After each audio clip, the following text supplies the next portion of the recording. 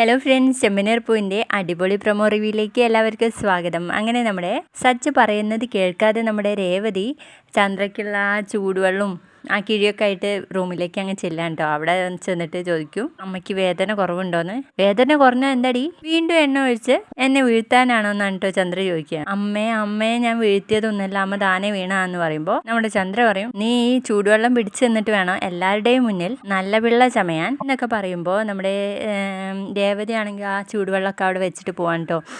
അപ്പോൾ ചന്ദ്ര തന്നെ ചൂടൊക്കെ പിടിക്കുന്നുണ്ട്.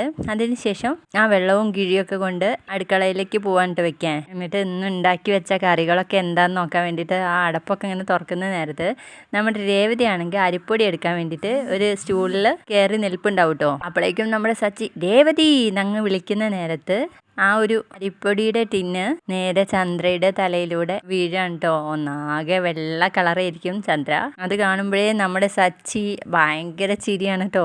രേവതി ആണെങ്കിൽ അതിനും പഴി കേൾക്കുന്നത് രേവതിക്ക് ആവുമല്ലോ എന്നുള്ള ആ ഒരു പേടിയിൽ തന്നെ ഇങ്ങനെ നിൽക്കുകയാണ്. അങ്ങനെ ചന്ദ്ര ഹാളിലേക്ക് വരികയായിരിക്കും. ആ സമയത്താണെങ്കിൽ സുധി ഫോൺ വിളിച്ച് താഴോട്ട് ഇറങ്ങി വരികയായിരിക്കും കേട്ടോ. ചന്ദ്രയെ കണ്ടത് അയ്യോ പോ പിശാചേ എന്ന് പറഞ്ഞിട്ട് കൈ ഇങ്ങനെ ക്രോസിൽ വെക്കുന്ന ഒരു അടിപൊളി പ്രമോ ആണ് ഇന്ന്. അപ്പോൾ നാളത്തെ എപ്പിസോഡ് നമുക്ക് കാത്തിരുന്ന് കാണാം.